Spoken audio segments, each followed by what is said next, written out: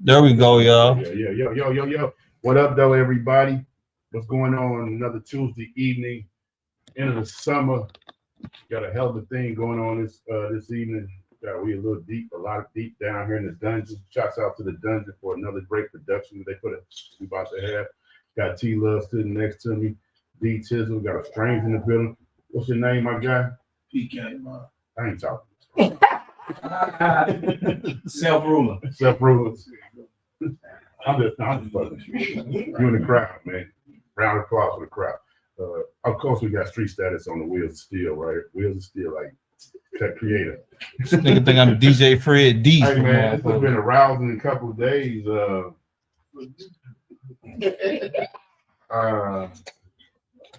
Hip hop has been moved. The last 2 days, boy, it's been interesting. Actually, it's been a great year for hip hop as far as listening and streams and things of that nature. Kendrick Lamar was just named to be the headliner for the halftime Super Bowl production in New Orleans in 2025. Shouts out to Kendrick Lamar for having a great year. Can't take anything from him. He deserved the spot. He earned the spot. I just didn't think it was for these circumstances. Me being more of a people person, kind of fell in love with the idea of Lil Wayne representing New Orleans for the Super Bowl, regardless of now everything that I've heard about him in the past couple of days has been so bad. I thought we always kind of celebrated Lil Wayne. He's not even one of my favorite artists or anything like that, but I always respected his craft because I knew he was nice with it. I guess some of the things coming back from him because Jay-Z is supposed to be the producer of the halftime show. Now all of a sudden I've been seeing memes about really the host city actually chooses who's gonna be it. I kind of thought that was kind of weird, and kind of all of a sudden now you're not the person, but you have been taking credit for being the person prior to that. Now the city is actually who is responsible for choosing it.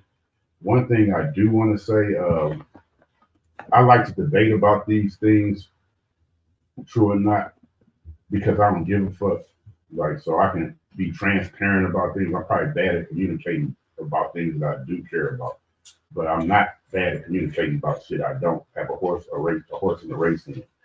I think sometimes when we talk about stuff like that, and we're gonna get back to the subject at hand, sometimes we need to eliminate the talent from the action. Like, we get so evolved and indulged and engulfed into what some person or music they've made or how they act or how they play sports or anything like that. So we start to thinking that they're a robot and they don't have human emotions and they don't do sucker shit or don't do shit that we don't engage in. Now we get back to that. I kind of thought it was a sucker move, and it was hid under the business acumen veil. Of course, we know Jay-Z is a great businessman, my favorite rapper. I probably know 96% of every song that he's ever recited. But I thought this was a great time to really embrace and give someone their flowers. Lil Wayne in the game 30 years, and he fucking at home for 30 million people plus are about to watch the Super Bowl.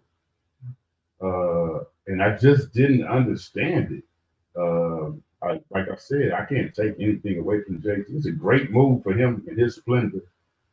But I always, lately, not even lately, just a lot of events, it seemed like whenever there's a fire in the house, he's the only one that escaped. You know what I'm saying? He just, he kind of throw rocks and just act like this shit happened. It's almost, he make me feel like he could smell carbon monoxide in the house and won't tell nobody. He won't even tell his family. He's just gonna make sure his family's safe. And you act like ain't shit happened. You know what I'm saying?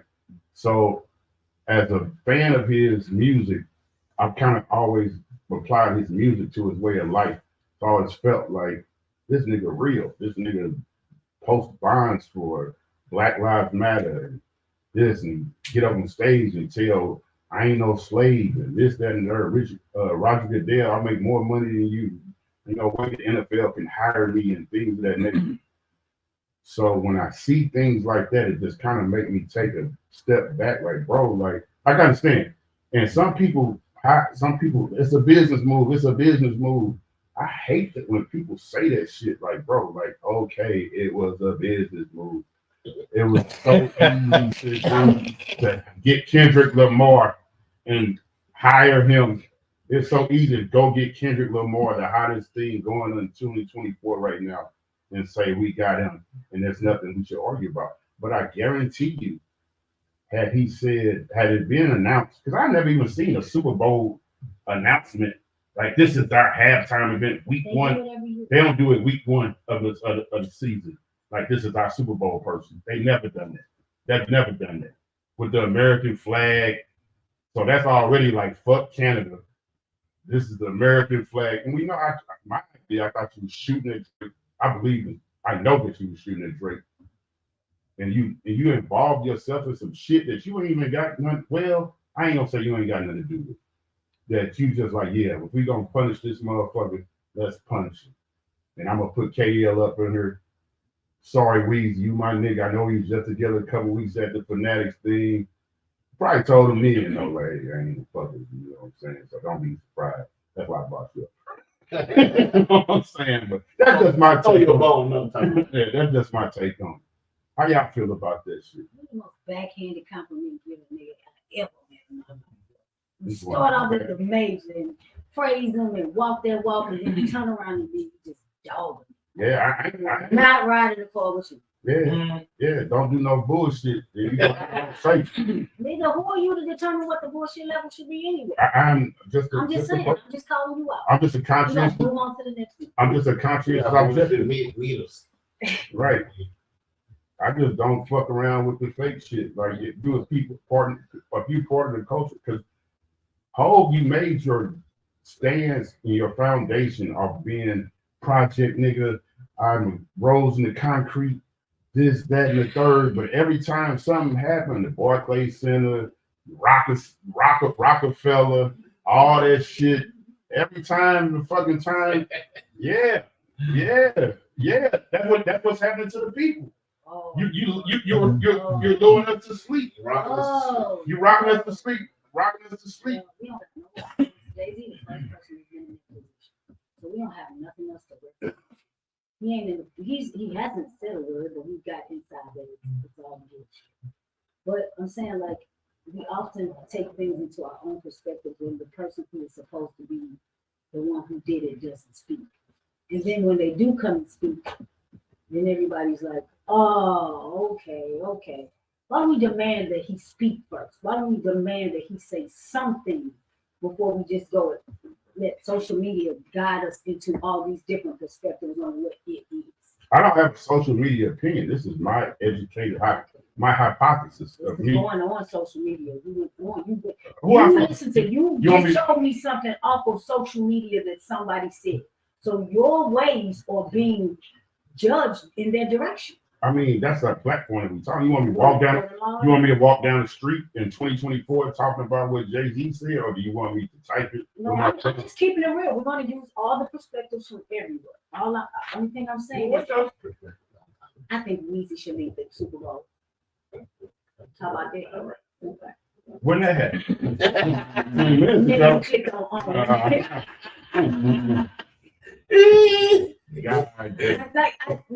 I always said that he should. I believe it is his city. He should. It's just. Yeah, watch her. She'll flip it on you. No, I'm gonna just keep it 100. You just don't like my answer. He should be the one headlining the Super Bowl. Things happen to where he's not. For whatever reason that they are, I want Jay-Z to tell me what they are. I want the NFL to tell me what they are, because it seems to be bothering everybody. We're making our own assumptions. I no longer want to make my own assumptions. I don't like arguing with my co-host about what this should be. I just want somebody to come out and just talk. Yeah, we not arguing. Well, not argue, but we debate, and it's a good debate because that keeps information flowing. And I don't want to, as much as I love y'all didn't make the decision. I would like to hear from somebody over on that side that made the decision, because Wayne deserves it. I think your response aligns to me like the juvenile. I like what juvenile said. If anybody said heard what juvenile said. What Jim say? Jim said, I want to talk to the people that hire the people to pick the people. Because that should be overruled. We ain't had Super Bowl in New Orleans for 11 years, and they never had New Orleans act on Super Bowl. That's crazy. Now my thing with, I said, you know, I don't know, but I said I wouldn't be so upset if Super Bowl was in St. Louis and never been here. The reason why I feel the way I feel about New Orleans because the culture of New Orleans is so different than anywhere else in the world. So it's like, why you don't? It didn't have to be Lil Wayne. I think in our mind, like, damn, who can you compare to Kendrick Lamar? You know, it could have been fucking Manny Fresh, Big Frida, something. But now You know what I'm saying? Okay. Harry Connick Jr. Yeah, like just the culture of New Orleans, like, and then when New Orleans went through with Katrina, like, oh, y'all, like, we gotta, you know, that's how I felt about it. Like, I felt like we had an opportunity to come together and show up, and I think people in personal reasons did not do so. Pete. Oh, what you got to say, guys? No, I'm saying, do y'all know like the last people that performed at the Super Bowl were all like extraordinary acts. I mean, like super huge acts. So the Super Bowl halftime show is not a pity party, my nigga. It's for. I wasn't picking up Wayne like you on the street, like we need, like let's beef him up. No, nigga, he's a super act. Anywhere he go, he's a phenom icon. You cannot tell a rap history without talking about New Orleans and Lil Wayne. No way in And hell. nothing what Cash Money has did for the game itself. Shit, Master P. And my first thing when I first read it, I put up on the caption. I don't even respond that much. Oh, on the TMZ, I was like, damn, it ain't a Lil Wayne. It ain't a. I ain't say Lil Wayne. I said it ain't a Cash Money No Limit show. That's what I said. Yeah. And I don't want to take credit like hip hop, but hip hop is one of the biggest imports or exports of music in the United States. See, and I know most people that's going to these Super Bowls at the rate of the tickets cost probably don't listen to hip hop every day. But the fact that we get connected dots from Jay-Z go down to this, to that, it's like, damn, like why would you skip over that? It had to be some personal shit in there for you to be like, I'm gonna move past. Man, y'all crazy, man. Ain't nothing personal about that shit, man. It just was a decision. It's a decision, bro, and motherfuckers got to deal with it. Like, So it's, you don't think it's personal? What's personal? Jay-Z got something against Lil Wayne? You got something great. Man. I do believe what Tony said is real. Like the culture, because if you have been to New Orleans, you do feel it's something different about it. I'll tell you this. If the motherfucking Super Bowl in New York, I bet you Jay ain't letting no motherfucker outside New York perform. Right. I bet you, hands down. It's gonna be a New York motherfucker. When you get them talking. Well, everybody The New York Super Bowl, the headline is E40. Come on. E40 not headline no Super Bowl though. I get what you said. Like it was E40 can get a Golden State little game off, a little exhibition before the season start, but after that it's a wrap. He ain't getting nothing huge. Just don't flip it on me, my nigga. Like, because you have to include when you do the Super Bowl in New Orleans, it should have like the walking down the street, like the funeral, the music. You should have a little bit. But I also get what you're saying, like, but I only think it's like Kendrick Lamar can pull that off and have all of that different gumbo soup dealing with New Orleans. I don't think it's personal, but they seem to know something different. I think it was just a decision, and I think what was going on is bigger than Lil Wayne that was happening between Drake and Kendrick. And if anything, if they want to do it, they could have did Drake then, you know, because he closest to Wayne, and then it might. But you know, I love playing devil advocate. You do. What the fuck would happen if Drake come out with Kendrick? Ooh. I would love it. I would say it would get theaters. I would love it. I would love that. I would love it. That's They'd be like, niggas got y'all. Y'all talk about it. You know what? Now that's what might make people watch it even more. You're a marketing genius, Now, man. one thing about this, they got 6-7 months. They got 6 or 7 months to control whatever. Kendrick got one of the hardest records I've ever heard on the last Lil Wayne album. Oh my God. Like I woke up this morning, Tata had called me like 12 times. I'm like, bro, what's up? She said, stop. Hey, the Kendrick Lamar show is just bigger than the Lil Wayne show, bro. Right The half, okay, right now. So listen here. You saying that right now because of what's going on in hip hop right now. But so when they don't pay artists for the halftime show, but they pay for the production and everything. So all the artists got to do is show up and be itself. You don't think? There's nothing to do with it at all. This is what I read today from NFL. This is what I'm saying. So they pay for production, anything. I'm pretty sure you like, hey, listen, I want to do it like this, that type of stuff. They don't just put you in a box and say you doing it like this. They like, hey, this is what I got going on. So you telling me you think Kendrick Lamar can do a better show in New Orleans than Lil Wayne? Yes. Why? It's evident he's gonna have. It's gonna be a better show. Okay, it dictates it right now. If Lil Wayne goddamn me go do a show and Kendrick go do a show, I'm talking about anywhere though. Not in New Orleans. Man, Lil Wayne ain't had shit since Make It Rain, man. And what he had? What? All right, we'll talk about that. You missed it. I just told you that one of the hardest songs Kendrick Lamar got was Lil Wayne on Lil Wayne last time. And prior to Beef, just a bigger show, man. You know how many? It's not about Lil Wayne, man. It's just Kendrick Lamar gonna be a bigger show, bro. It's a halftime show. That's like saying. So only New Orleans is watching the Super Bowl. Only New Orleans is at the Super Bowl. But it's the reason why Super Bowl is in New Orleans. I get what you're saying. That's the platform. Not because Lil Wayne from New Orleans. No, I'm not saying it. But it's the culture of New Orleans. It's the culture. So you want to embrace the culture of the city. No, I get that. Your show. I get that part. I understand it. Have some niggas out there drumming on the buckets and shit. You know what I'm saying? Well, do something. I got that, but it doesn't have to include Lil Wayne, Kendrick Lamar shit right now. And listen, this is coming from a nigga that's a bigger fan of Lil Wayne's than I am of Kendrick Lamar by far. But when I'm just saying it's just a bigger show. And another thing is, if this was Jay-Z wasn't responsible for this, then it wouldn't be this huge uproar.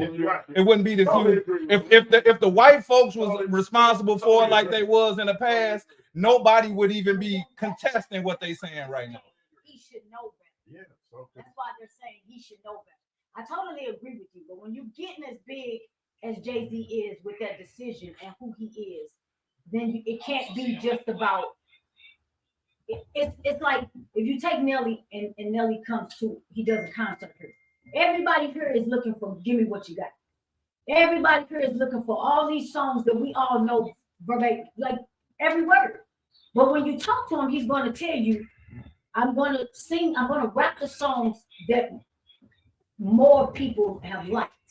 You get what I'm saying? So it's not just about what I like in this hometown of mine. It's a bigger broad than that. He sold 100 million records, and Lil Wayne sold 100 million records. He didn't sell them all in Louisiana. He sold them worldwide. But the same with Kendrick Lamar. He sold them worldwide. So how do you make this conscious decision as that man from up there? Who's the bigger person to bring to this city? Who's hot right now and who's not? That's it. But they don't always use that format. Who don't? The Super Bowl. They kind of did. Come on, bro. No, you're before last. Okay, go before that. You're before last. And when they did the Super Bowl with Shakira, yeah, Eminem, that was Jay-Z first year. No, it wasn't. I'm asking. That's a question. The first year was in Miami, and he embraced the Latin culture and got Jennifer Lopez, Shakira, and Pitbull. Nobody fucking checking for them. No, you're not checking. You're not checking for them. When last time Dirty, you tripping, man. they make 3 last hours. Oh, you know, Bro, I don't fucking listen to It's Shakira. not hot. Crazy, Oh, man. yeah. Please don't get me sitting down, goddamn it, Indian style over there on the real. What's hot now? And he just gave an example of Pitbull. When's the last time Pitbull had a record? I don't know fucking Pitbull records. I When don't. last time J-Lo had a record? But guess what he did? What was Besides it? the- Was it in Miami? They were in Oh, so we doing that. They were in my- Yeah. So that's why Okay, motherfucker, I gave it to y'all in Miami. I gave it to y'all in LA. Guess what? In New Orleans, I want to switch it up. I don't want to do that no more. You did it on purpose. I don't want to do that no more. What was the Vegas? What was the bowl that last year? It was in Vegas. Who had a residency there? Usher. Oh, so you did it 3 times. Usher is from motherfucking But- Ohio. But you know, Usher been rocking Vegas out for the entire, for so many times you had to keep it So going. it made sense. He been rocking Vegas out. It made sense. It made sense. Motherfucker Everybody going from to Vegas, man. For Usher. Everybody from Vegas, Man, man. Usher had the longest residency since fucking Frank Sinatra. Come on, man. Man, he ain't not Wayne Newton. Yeah, fuck on the word. Yeah. Hey, come on, yeah. Step over it.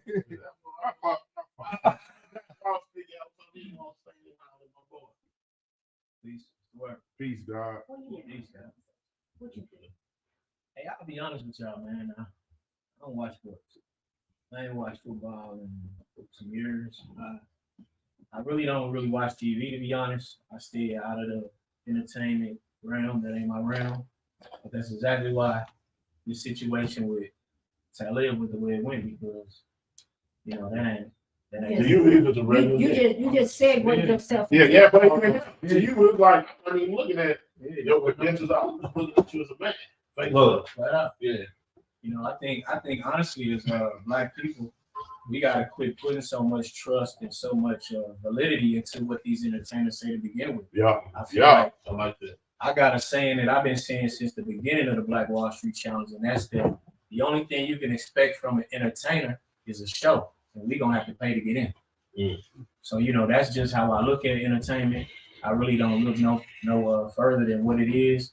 I don't really get off into the barbershop debates because I ain't getting no money there. You know what? You just put a thought in my head. Actually, we are supposed to go watch entertainment to get away from all the other stuff.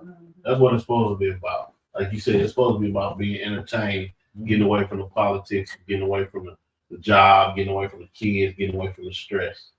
And it's like we bringing that to the party now. So as I go and I think about some things that I was listening to when I was younger, Malcolm X, and he spoke about how entertainers are going to be who we get our message from, like it's designed for that.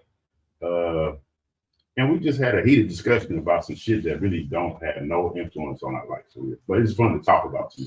Sure. How did that happen? Like, if you think about, we don't have anybody to hang our hat on about, like, I'm gonna follow the closest thing we got going is like Dr. Who or anything like that. We don't have any, or we're not paying attention to the people who still want us to do better. Prime example. Nobody cared about what I got going on to this situation. Mm-hmm. And I've been doing something positive. Can you explain the situation? Because I don't think. Okay, yeah. So first off, let me just backtrack. I've been traveling the country for 8 years, highlighting Black businesses across the country. I've been in about 50 cities, funded off from my own pocket. And really, the thing that motivated me to get into this was what was going on back in 2015 when the Mike Brown situation happened. Okay, that happened. So 2014 when that happened, I think the following year or later that year, Farrakhan did the Million Man March. I went to that, and I was just looking for something to, something else to kind of do, because prior to that I was kind of into the I guess the music scene in St. Louis in the background in a sense, because of who I was affiliated with and things that I was trying to do, which was trying to follow in your footsteps on the management tip with some of the local acts here that I was around. So, you know, I think it motivated me to want to do something positive with the internet, you know, and then, you know, so that's what started me doing this. Now, fast forward to today, you know, just, you know, what's going on right now. Talib Kweli has been an online bully for years. You know, it's documented. You know, you can Google Talib Kweli beefs online, bullying people online. He's been banned from social media. You know, I think his Twitter got banned years ago. They just took him off Instagram, and ironically, it was after he trolled me for months. And you know, like that really made it more clear to me on my views on the entertainment industry and the puppets and the useful idiots that a lot of them are, because that's what they're being used for. They're useful idiots, and the people that cut their checks are also the same people and have the same common interest as people that are doing a lot of the lobbying, you know, for, you know, jails, for, you know what I'm saying, all of these things that are for different bills and just for different politicians. So that they're using them, as Malcolm X predicted back then, they're using them to relay a message and to keep us sitting here debating over something like what Jay-Z got going on. Right. To be honest, you know, like that really don't got nothing to do with us, like you were just saying. But it's fun to talk about. It is. It's cool to talk about these things. But I think as Black people, we got to get more serious about some of the things that we discuss, because another thing about me, I understand that words have power.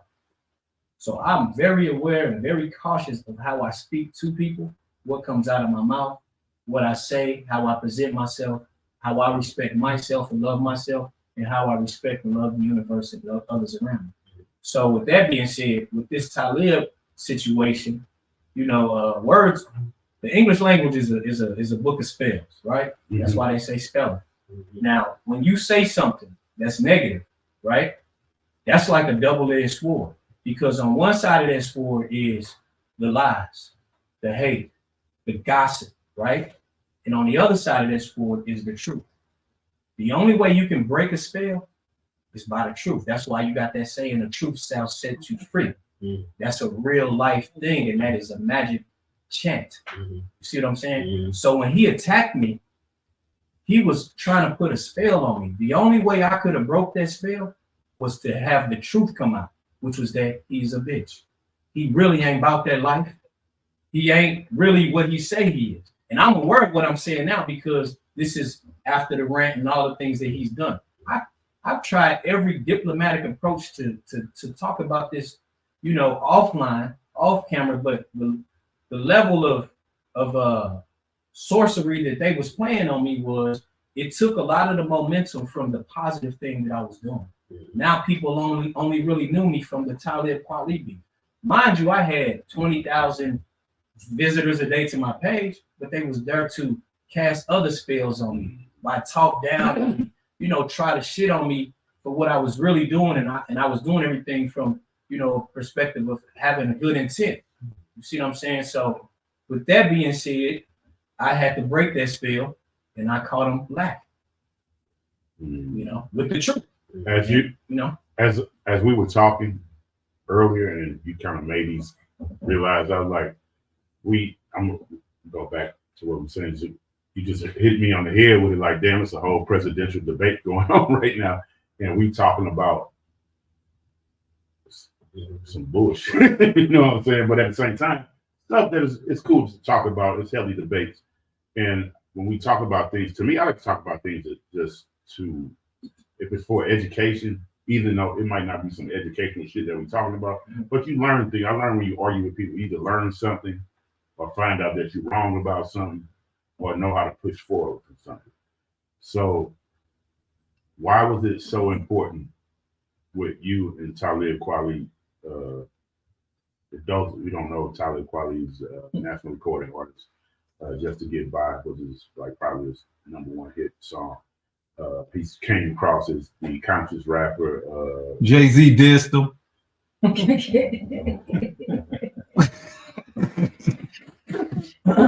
That's what matters. What did Jay-Z say about it? I think he said something about being animated, like a Talib Kweli. Come on. Who was that? He said about that Busta Rhymes. And that wasn't Talib was in there somewhere too.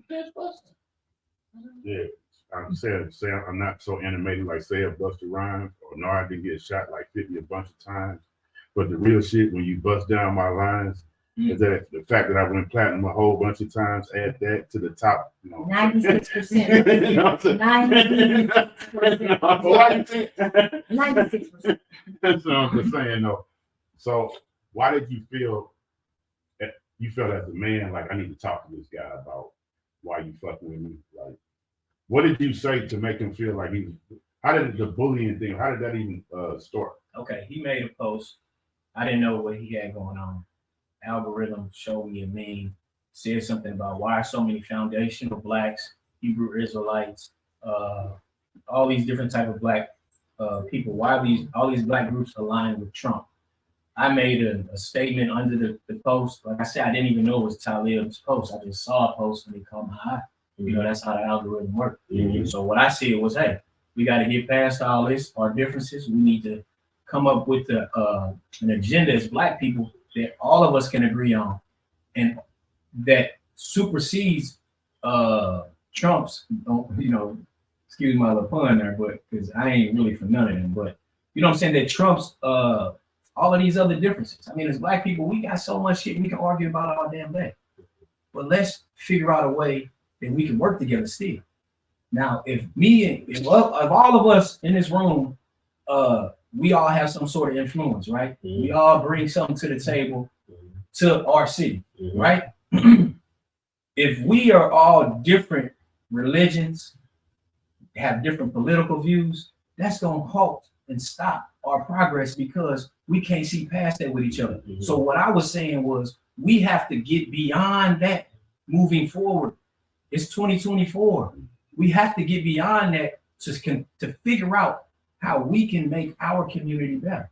That's why I came up with the Black Wall Street Challenge, because that's a grassroots approach to changing our community, our local area. When we shop with our black businesses, that creates an economic ecosystem that can flourish into anything. It can create more jobs, it can create more black businesses, more opportunities for more black businesses. Mm-hmm. When you do that, all of these things, they help keep tax dollars in that area. When you keeping tax dollars in that area, that helps the schools, that helps the infrastructure, that also, lowers crime. These are things that are proven to lower crime, lower unemployment, right? These are foolproof methods and just a grassroots approach to that. You know what I'm saying? So he had a fence to that? He got a fence to that, and he said that I support Nazi rapists. Like I was telling y'all before, somebody calling me a black man a Nazi, I don't really know how I feel about that, because honestly, I don't really know what that is.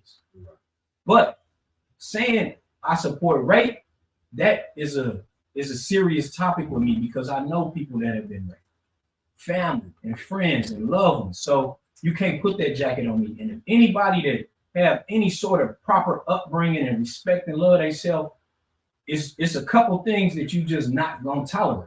I'm not going to tolerate certain things. And I want to say this just to further what you were saying, like to just not really further, but just to kind of bring validity what you're saying. Like I've been in meetings with Jewish people, mm-hmm. and I've been in a meeting where somebody said, like, just say us three meeting, you there first, you telling me about him. I don't fuck with him. He just this is what he believe in, but you're just giving me the rundown. Well, he's a great businessman. Right? He walks in. You repeat what you said to me in front of him, just to let me know what I said to you, I'll say to him. Mm-hmm. But at the end of the day, it's about the business we finna conduct. It don't have anything to do with what you believe in, what I believe in. Do you think? And that, like you said, that is not what's happening. I believe in this, so since I believe in that, I don't fuck with you. Right? So do y'all think we suffer because everybody wants it to be their way? As far as like, we know we've never got where we wanted to get through. So everybody thinks there's one monolithic way and they get offended by somebody else's opinion. Like, no, bro, I don't think we should do it like this.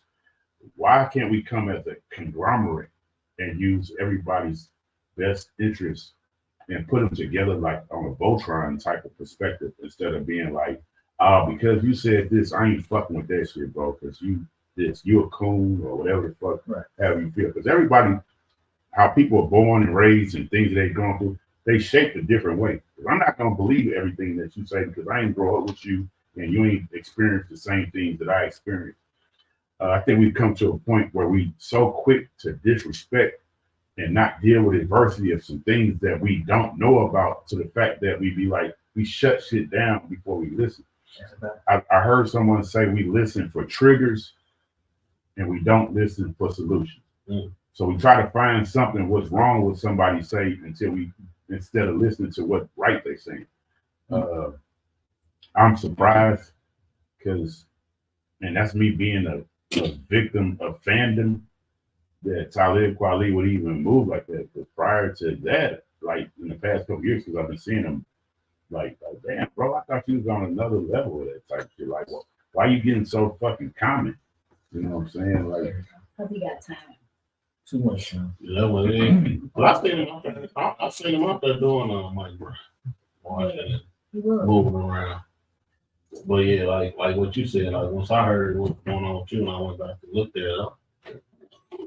We own that. Certified sucker, man. You know what I'm saying? Here's the thing, man. Like these entertainers, man, I'm not gonna even say all entertainers. Let's just keep the focus on Talib. Talib Kweli has attempted to just defame and just take the momentum out of a lot of good people online. And you know, I know we all of the age where we come from prior to online conversations.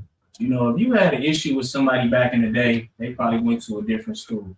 They say, hey man, I don't like dude, you know what I'm saying? And they telling they people, right? They get back to you.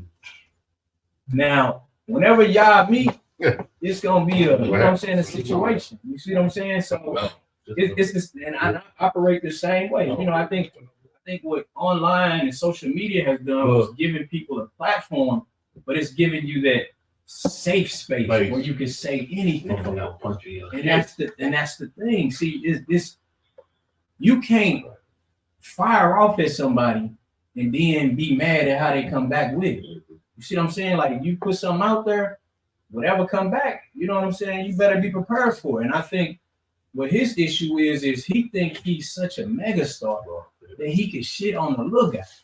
And I mean, if you know anything about what the Bible is, if you don't believe what I'm on, fuck you. Fuck you. It ain't even no talking. You know what I'm saying? And that's not right. Do you believe? Go ahead. No, go ahead. Do you believe? I want to go somewhere you don't get your shit off. No. So a lot of our debates, and as society, as we debate and talk about stuff, it's through social media platforms. So do you think people not go crazy, but kind of lose themselves behind knowing that people are watching what you say and start pandering to other people? Like, because I'm like, when I be talking to people, or just like for the past 24 hours, we've been discussing the Super Bowl shit. And I've been looking at people's comments like, so since old girl like this, you can say some shit like that just because she said it, or because a lot of pandering is a word that we're gonna start discussing on. Like a lot of people don't understand it when you start catering to people just to get engagement. A lot of people just say some shit sometimes. I don't even know if they even mean it all the time, but they say it just to get other people involved so they can build up a wall against the person who they have any adversity against. I mean, when it comes to just how people move on social media, I try not to put too much weight to a lot of it. The only reason why I put this weight to this was because it's like a David and Goliath situation. I'm out here trying to do some good in my community, and you really got the platform. And really, if you're a conscious rapper, our beliefs should align when it comes to our community. Now, as far as if I voted for whoever and you voted for whoever, that ain't got shit to do with this. You see what I'm saying? You're taking this to a level where you really talking like you trying to get on some gangster shit over some shit that don't even really got, you know what I'm saying? Like you don't gotta do all that. And that's really what it was. I mean, because it got to a point, I posted a lot of the stuff on my, because I got. Was y'all here when it happened? Where was y'all at? Oh yeah, I pulled up. He came to the city winery. It was an empty show. You know what I'm saying? It was a few people in there. I walked So in. what? Hold on, I'm gonna cut you off. Was he supposed to be rapping or was he being a comedian? No, that's the thing. His set was over. So I walked in. Me and my partner walked in. It was like probably like the last 10 minutes of his set. So I walked in and did a beeline to the front of the stage. Mind you, it's all tables. So I'm standing there like the only person standing up. And I'm vibing a little bit because, you know, he's playing, you know, some of his songs. I can separate this from music. It's like, yes, you know, I'm vibing, but I know he see me. So I see him. He got on shades. I got on shades. I see him put his eye on me. He said a little something about, I don't know, what all the stuff he did for St. Louis. And then he beeline to the backstage. Now, I saw that I saw somebody going to backstage door, and I knew everybody that was on stage. You know what I'm saying? So I proceeded backstage too. Now, when I got backstage, of course, he saw me. I walked over everybody back there, and I grabbed his hand. You know, I extended like this, and I was holding his hand like, "Yeah, you remember me?" You know, and he like, "Yeah, I remember you." Was, you know, his little fucking cartoon ass voice. "I remember you. You were trolling me online, that little shit." I'm like, "Nah, bro, you was trolling me online." So, you know, he trying to get away. I let his hand go. He gets behind the, you know what I'm saying? The little, it was like, it wasn't no security back there. It was like a lady that was like, I don't know, just back there. Like she worked there, but he bolts out on stage and then he proceeds to heckle me. See, he didn't want to have a conversation with me as a man. You know what I'm saying? Like I came as a man. I didn't come with my phone out. I don't know, sucking shit, because that's not what I'm here for. I'm here because I told you last year, when you come to St. Louis, I'm done talking with you online. I'm done with this online banter. When I'm gonna just pull up on you next year. You know what I'm saying? That's it. And I left it at that. You know what I'm saying? And me being where I'm from, and y'all know how we move out here. If somebody say they're gonna do something and they don't do it, now I'm looking like a sucker. You see what I'm saying? Now, just me being conscious objective. If I'm in your city, I'm probably not gonna be like, just grab my hand and move through it. I'm probably gonna, hey, who is this nigga? How the fuck you get up on me like that? Hey, so I ain't gonna. So I might not be as tough as I want to be in Detroit. For sure. But I tried to talk to the man in New York. You know, last year, when it happened, A-Verb got drugged into it too. You know what I'm saying? For people that don't know, Verb is a battle rapper. Verb is like my brother. You know what I'm saying? I've been with Verb since before his career got to his career. You know what I'm saying? For us, just whatever he needed for support. You know what I'm saying? I always been there, you know, like his brother on that level. And he came to my defense with the situation. And, you know, we got invited to Mav Hoffa's My Expert Opinion. Shout out to Mav Hoffa and My Expert Opinion podcast out in New York. While I was in New York, you know, I was still talking to Talib online. I was telling him, yo, send a low. Let's pull up, let's talk. So I attempted to talk to him in his city because I'm not a tough guy either. I ain't no bitch though. You see what I'm saying? So I will go anywhere.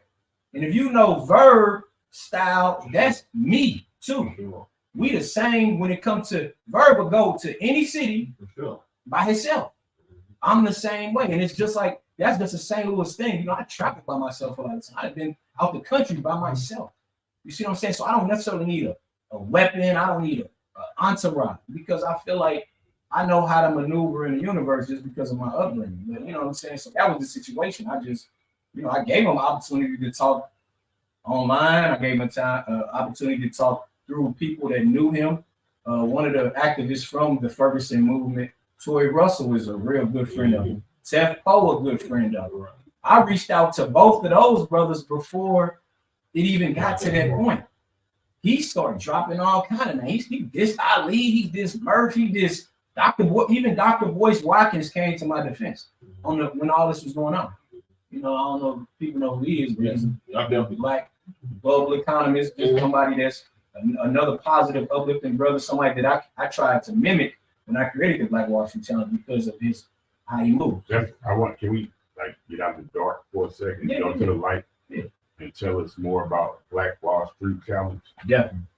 So the Black Wall Street Challenge is an internet challenge that I created about 8 years ago to help expose Black businesses and to help with Black business patronage. You know, about 8 to 10 years ago, I mean, you get online and try to say something positive about a Black business, you have people turn you down. Oh man, they got attitude every time I go there. You know what I'm saying? So what I was trying to do was create a different space for Black businesses that wasn't necessarily rating them, just exposing you to them.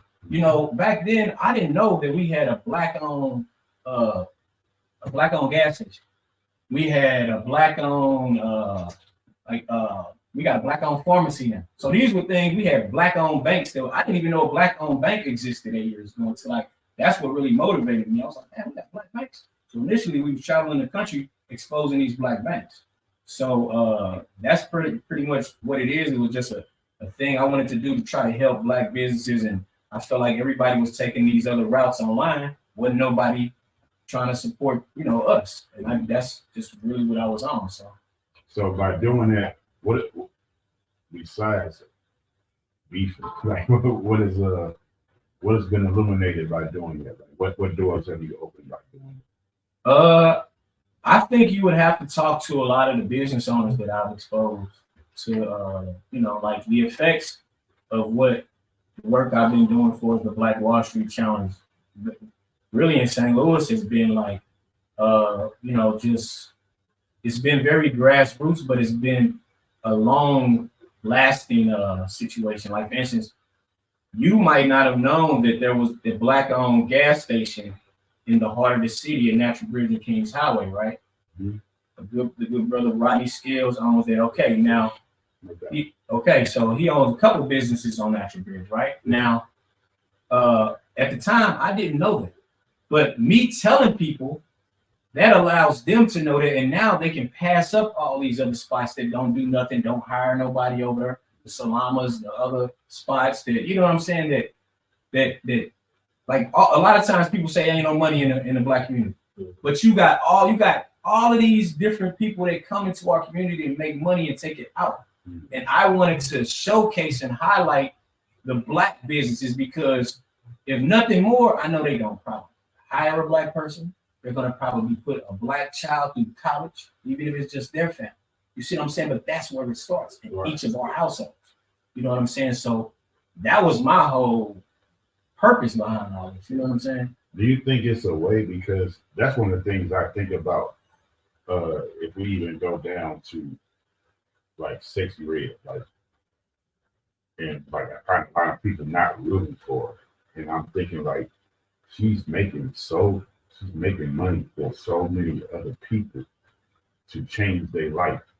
Now, it might not be the message that everybody wants to hear or say on things like that, but the bottom thing is that dollar that is coming up. Now, some people like that probably could use some more information, like, here, this is how you keep the money here. You know what I'm saying? Like, you brought up Salamas.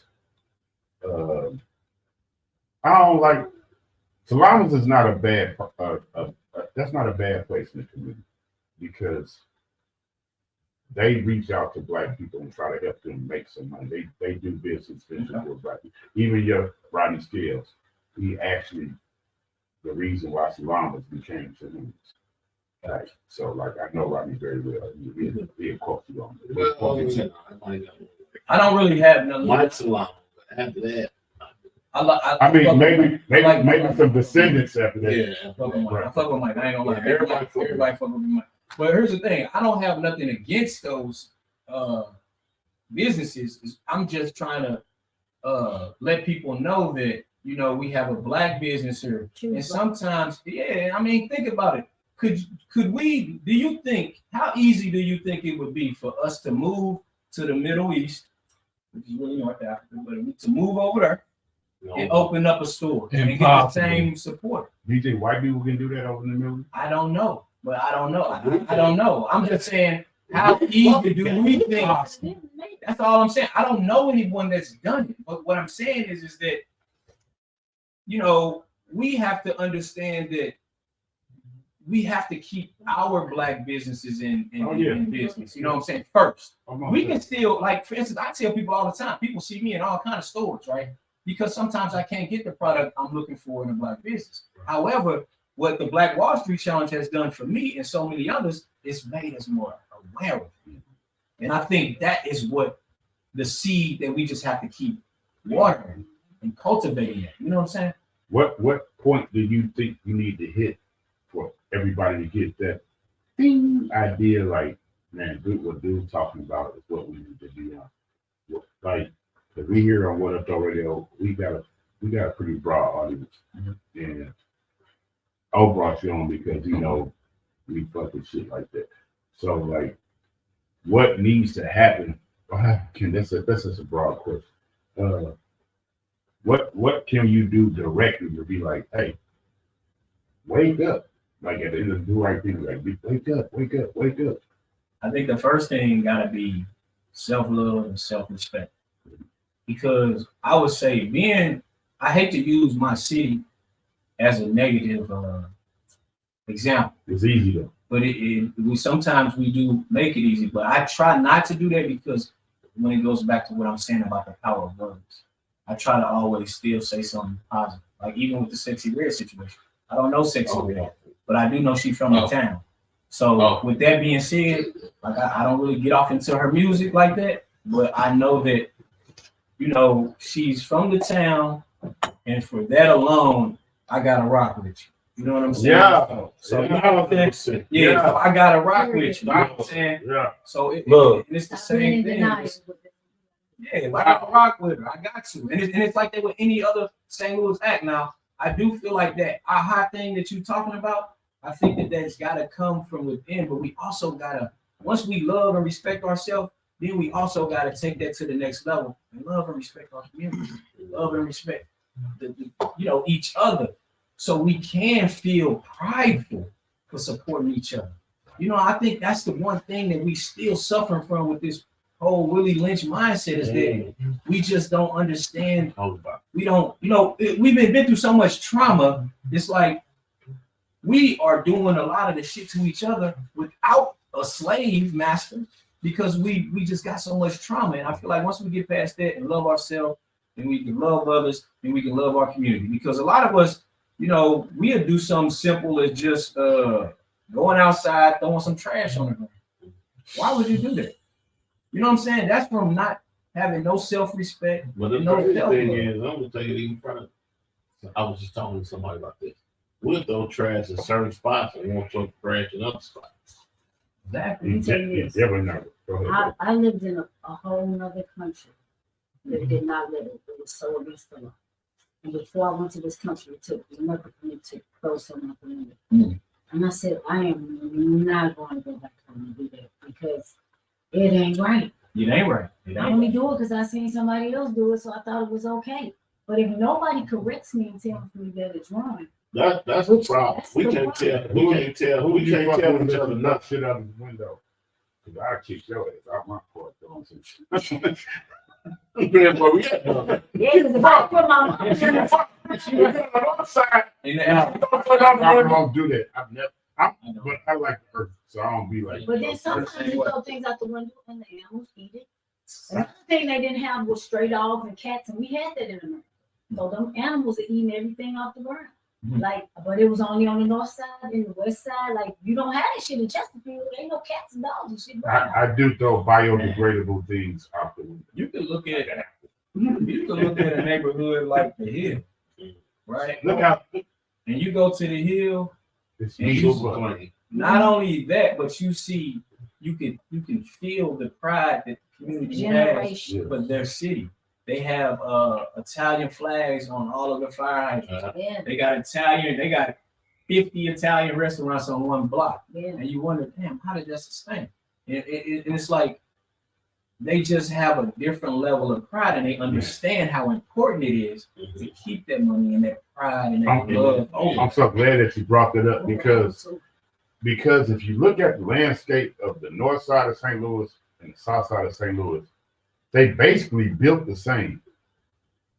The fact that 40 years ago, Italians were still blowing motherfuckers up on the south side, setting up bombs and all kind of different crime, but they never let go of what we got going on here, and we police ourselves. On the other side, when you think about the neighborhoods over there, just pay attention. Go on the south side, go on the hill one day, and go like on Bessie and all them, how the houses are constructed. They the same kind of way. But we let that shit go. We start asking the police to help us instead of being policing ourselves. Just policing ourselves. And keeping our African flag going like, nah, motherfucker, we ain't doing it over here. And we so thinking that white people ice is colder than our ice, and it's not. And I promise if we love ourselves a whole lot more, a lot of shit that we go through, and I know they put a hell of a spell on us to make us think, but it ain't like that. And I forgot we have a producer. Brother Dirty had a producer for 5 weeks. Y'all let Samuel produce early on. But for real though, and we didn't give you no intro. Can you give us an outro and tell us how we can reach you and tell us? Oh yeah, so you can reach me at the Instagram page, which is Black Wall Street Challenge, and that's BLACK STCHALLENGE. And then it's the same for YouTube, it's the same for the Facebook. And yeah, so that's how you can reach me. You gonna cry? Nah. I just thought about it because I got a TikTok too, but I couldn't get it together real quick. I think it's self-rule is love. You know what I'm saying? So I went somewhere in my head. Appreciate y'all, man. I like what y'all doing, man, and y'all just keep highlighting people that's doing something, you know what I'm saying, positive and productive around the town. And, you know what I'm saying? Because actually, like platforms such as y'all's, it gives like life to people that really don't get those flowers when they doing shit. You know what I'm saying? It take a situation like this for a person to really, you know what I'm saying, get that exposure that they really been trying to just show, you know, get that off for years. And I thank y'all for allowing me to come into y'all space, man, because I got a lot of respect for everybody sitting here. You know what I'm saying? So much love to all of you. Hey yo. It's been another What Up Doe Radio production. We got 30 minutes left. Oh, we do? We got 30 minutes? Yeah. No, we ain't doing One other thing though, before I don't mean to cut you off, 75. I want to say,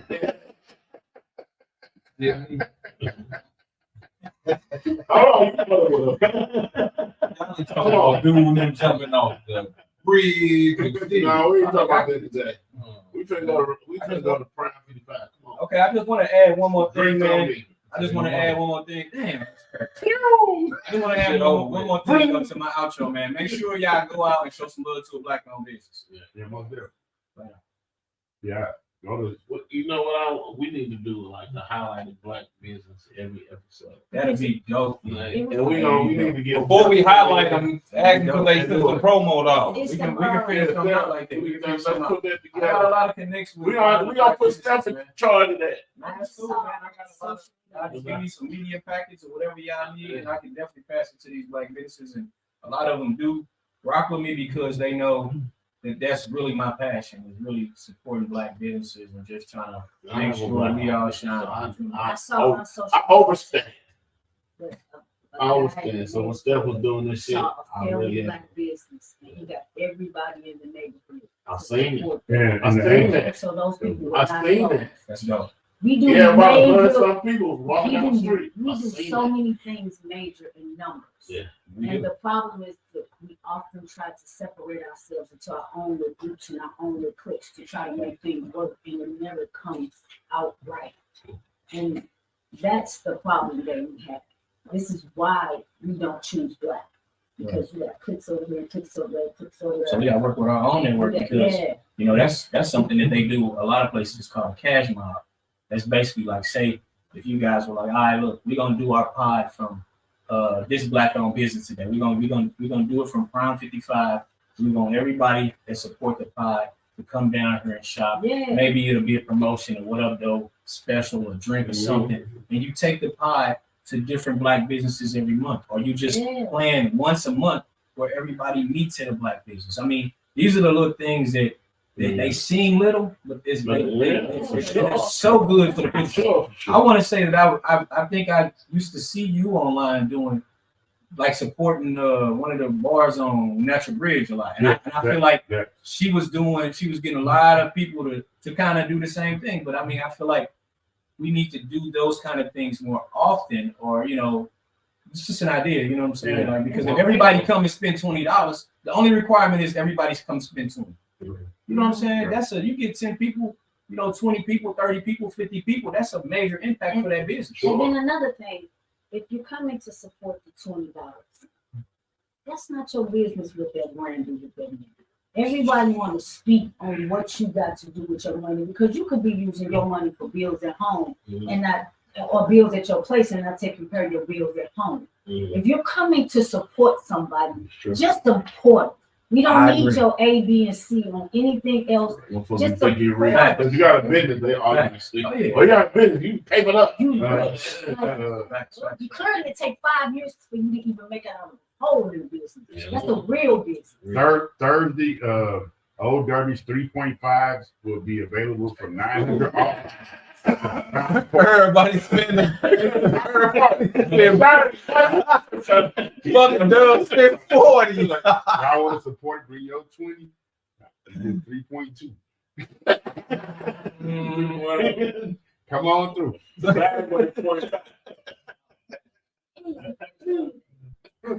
appreciate y'all. Thanks, Our everybody. pre-show was great too. I Thank you, y'all thank you, didn't thank see the pre-show, but the pre-show was good.